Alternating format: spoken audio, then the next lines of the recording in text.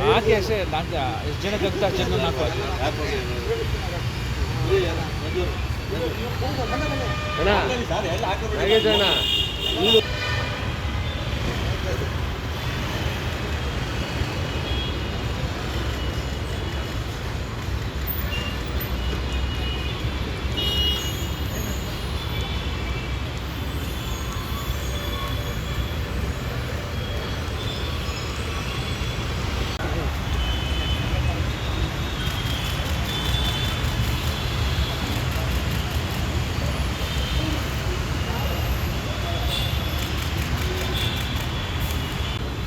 ನೀವು ಉದ್ಕೋತಾರೆ ಅಂದರು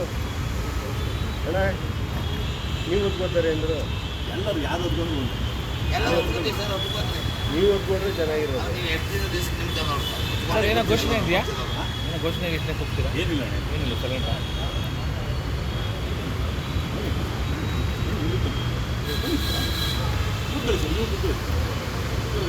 ನಾಗೇಶ್ ಅಣ್ಣ ನೀನು ಉದ್ಕೋಣ ಬೇಡ ನೀನು ಉದ್ಕೋಬೇಕು